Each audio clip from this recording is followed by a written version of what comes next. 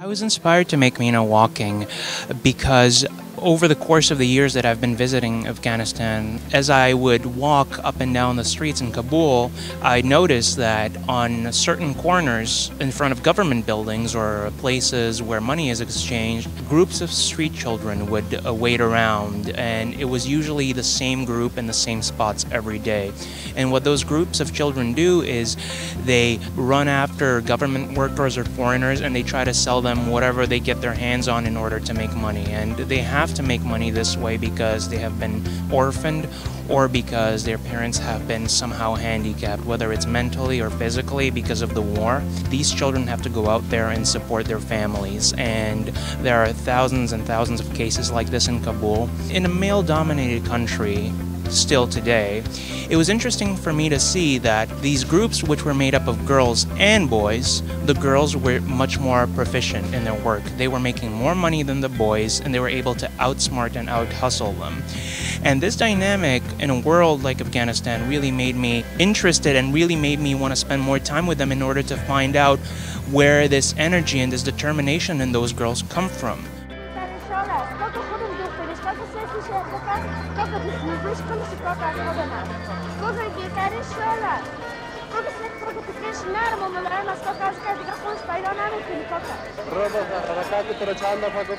Walking wrapped production in and around early May.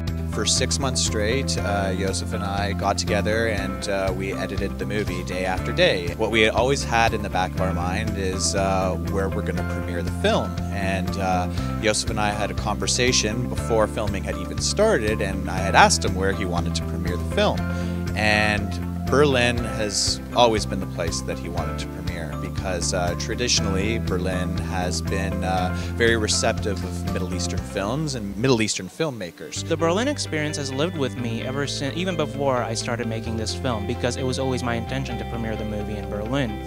So I have lived with the Berlin experience in my head and all around me for more than a year. It was surreal for the reason that when it actually ended up happening on the night of our premiere, when I was walking up the red carpet, I was walking up those steps with my actress by my side, with seeing 1,000 people lined up to go into the theater and being received by the head of the Generations section, and all these people there to celebrate the premiere of my film. I felt like I was in a dream. I felt like I was still in my head a year and a half ago when I started imagining this taking place. Berlin is one of the most prestigious festivals in the world. It's right up there with Cannes and Venice. So we knew how big of an honor it was to get into Berlin and how lucky we were, especially with a first feature film. We are just two people that are very passionate about film. To be able to showcase our film at one of the biggest festivals in the world is truly such a huge honor. I had a vision, I had a goal, and I didn't let go of it over the course of this year and a half, 2 years of making this movie. And this is what happened to me. It opened a door for me to be able to keep making more movies, and in that way I helped create my career. My final word of advice for anyone hoping to be a filmmaker or trying to be a filmmaker or is a filmmaker is just read. Just read and read and read and read and read and read and just read after that. Nobody will give you the opportunity to make a feature film directly out of school unless you finance it yourself or unless you find some sort of financial backing. Everybody that leaves this program and that leaves Humber will have all the tools necessary that they will need in order to make a feature film, from pre-production, production to post-production.